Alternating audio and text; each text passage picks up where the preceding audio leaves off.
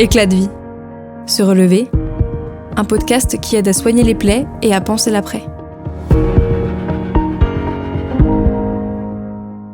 Les accidents collectifs et les attentats, de par leur violence, peuvent causer un psychotraumatisme dont l'impact varie selon l'exposition au danger, les circonstances du drame et l'histoire de vie de chacun. Comment ces épisodes de vie tragiques peuvent nous fragiliser ? À quel moment faut-il s'inquiéter ? À quel moment faut-il consulter ? Je suis Avril Prosper, psychologue au sein de la Fédération nationale des victimes d'attentats et d'accidents collectifs. Dans ce podcast, je serai accompagnée de victimes et de professionnels ayant touché de près ou de loin ce phénomène si complexe. Ensemble, nous tenterons de décrypter les causes de ces blessures invisibles, d'en comprendre les symptômes et de partager des méthodes de soins. Bonjour à tous, bienvenue sur un nouvel épisode d'Éclat de vie, le podcast propulsé par la FENVAC. Je suis aujourd'hui à Paris, en compagnie de Julie Morin, qui est ma collègue juriste, dans les locaux de la FENVAC, donc la Fédération nationale des victimes d'attentats et d'accidents collectifs, à la maison. Bonjour Julie. Bonjour. Du coup, toi Julie, tu es juriste, tu travailles à la FENVAC depuis 2 ans maintenant, et tu vas pouvoir du coup nous expliquer un peu qu'est-ce qui se passe du côté juridique pour les victimes, parce qu'on l'a pas encore vraiment abordé dans ce podcast. Peut-être, est-ce que pour commencer, tu peux nous expliquer qu'est-ce que c'est qu'une victime ? Alors, une victime, c'est une personne physique ou morale. Donc, une personne physique, c'est quelqu'un comme toi et moi. Et une personne morale, ça peut être une entreprise ou une association comme la FENVAC, qui a subi un préjudice, donc quel qu'il soit. Donc, un préjudice physique, c'est-à-dire une blessure, un préjudice moral ou un préjudice matériel.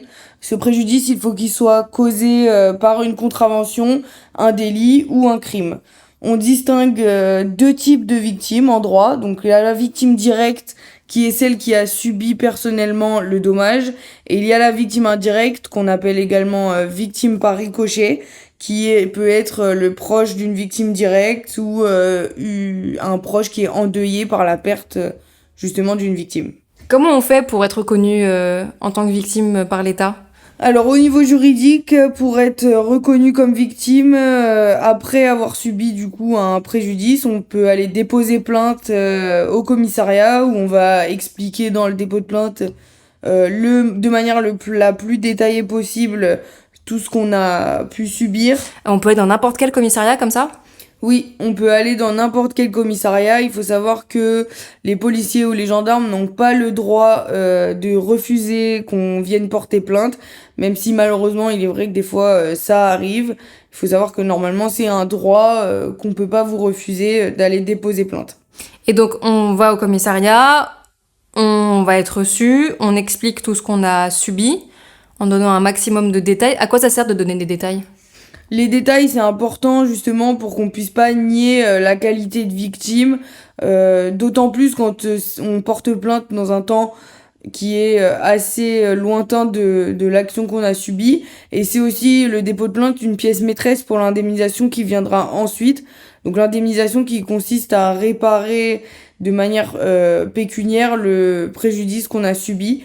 Une fois que c'est fait, le commissaire ou le policier va nous donner un PV de plainte, c'est ça ? Un PV de dépôt de plainte, tout à fait. Un PV de dépôt de plainte. Qu'il faut garder du coup. Et le PV de dépôt de plainte, il est important de le relire avant de le signer parce qu'il est très compliqué de faire modifier un dépôt de plainte. Et il peut arriver que parfois, que vous avez pu dire lors du dépôt de plainte soit mal retranscrit par la personne qui va prendre votre plainte.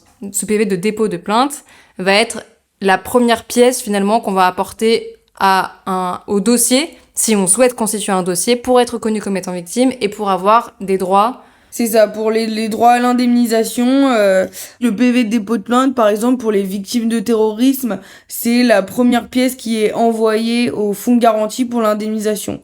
Et ensuite, sur la base de ce dépôt de plainte-là, le fonds de garantie va l'étudier et va décider si, oui ou non, la personne victime de l'attentat aura le droit à l'indemnisation. C'est pour ça aussi que le dépôt de plainte, il faut qu'il soit le plus précis possible en mentionnant où on était au moment des faits, ce qu'on a vu, les odeurs qu'on a pu sentir, les bruits, etc. C'est quoi une constitution de partie civile ? Alors la constitution de partie civile, c'est ce qui permet d'être une partie dans la procédure judiciaire qui va suivre l'action dont on a été victime.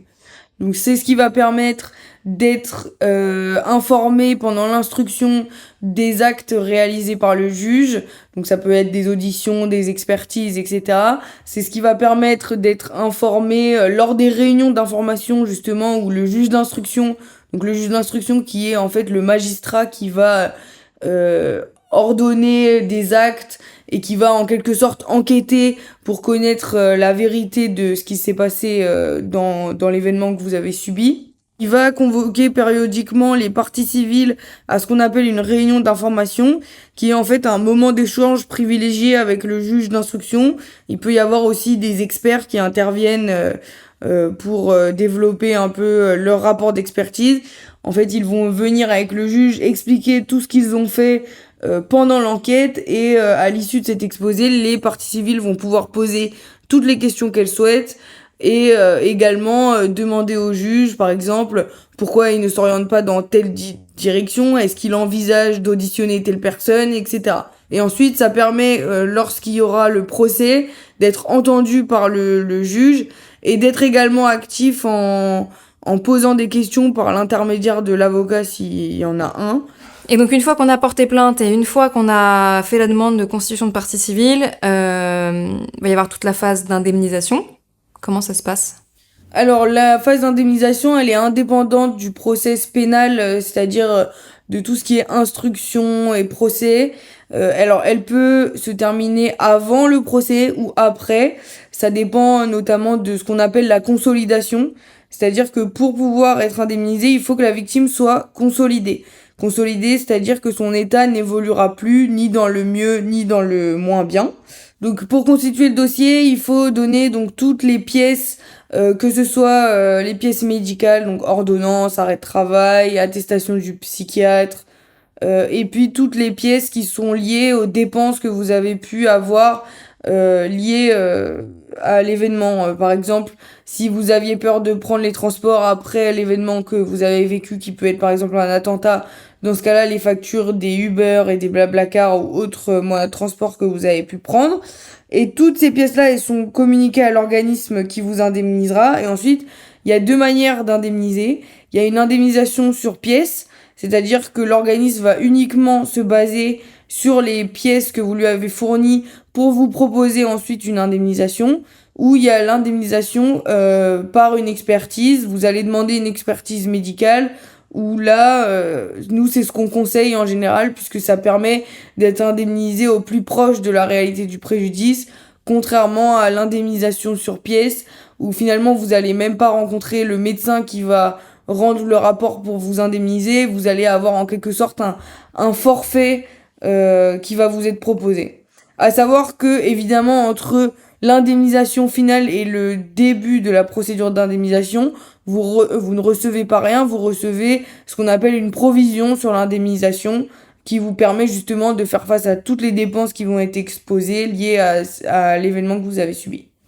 Ok, et au vu de la complexité des dossiers ou Parce qu'en général, lorsqu'il y a un préjudice qui est subi, si jamais il y a un procès, c'est des années plus tard. La temporalité de la justice est quand même très différente de celle des victimes. Est-ce que, au vu de toutes ces choses, il est important, obligatoire de prendre un avocat ? Alors, il n'est pas obligatoire de prendre un avocat.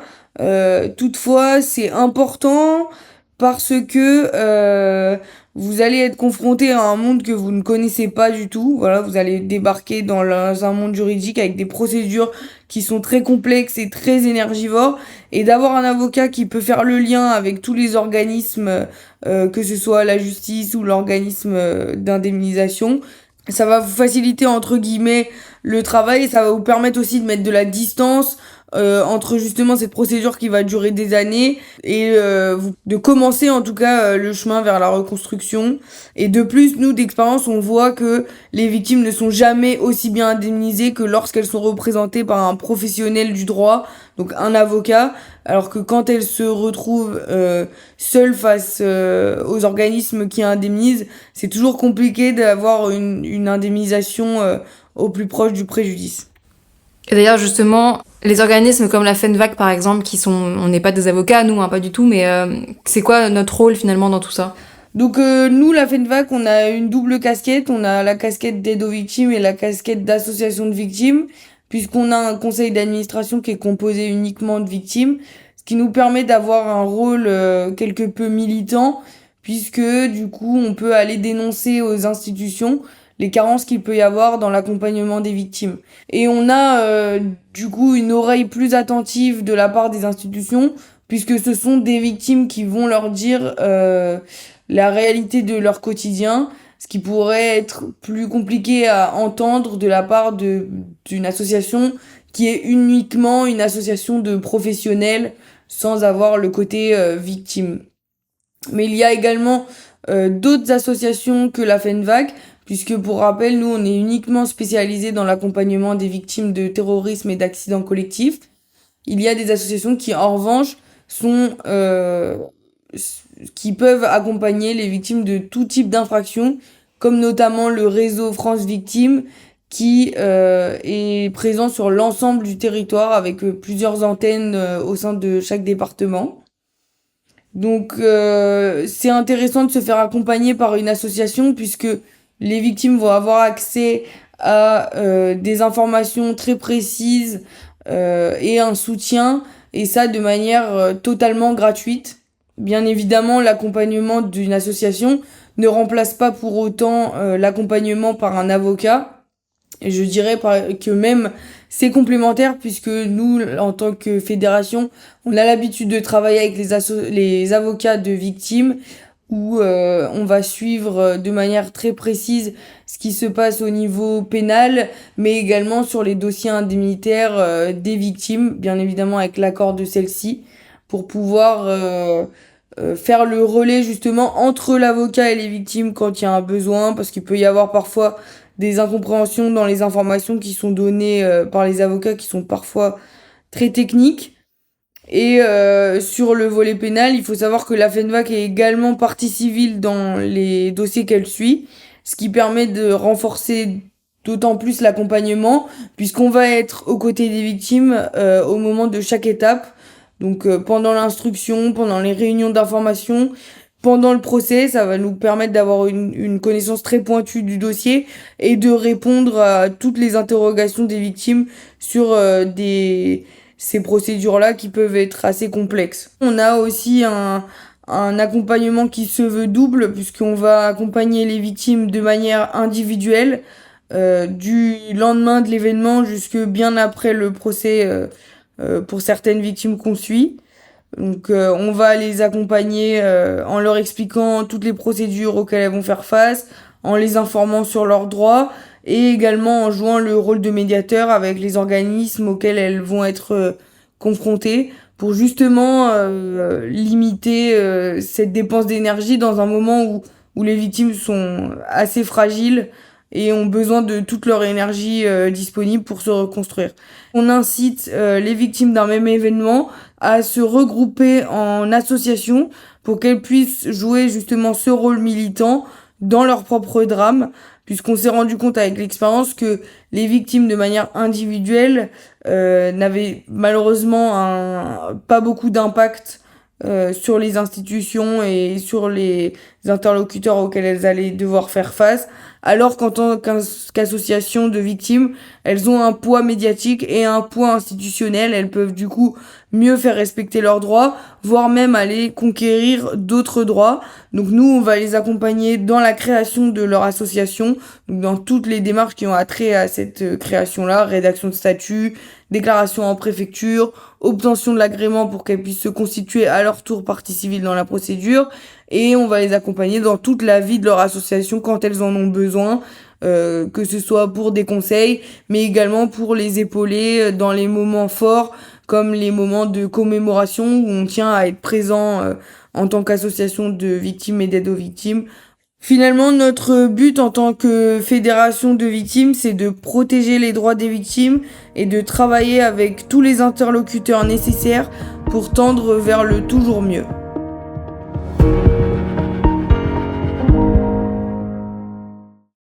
Attention, les informations partagées au fil de ce podcast ne sont en aucun cas un outil d'autodiagnostic ou de soins. Le recours à un professionnel est donc vivement recommandé. À la suite d'un événement traumatogène, Il est important de rester attentif aux troubles pouvant intervenir sur le plan psychique ou physique. La FENVAC peut vous orienter vers des praticiens habilités à répondre à vos besoins. En cas d'urgence, contactez le 15.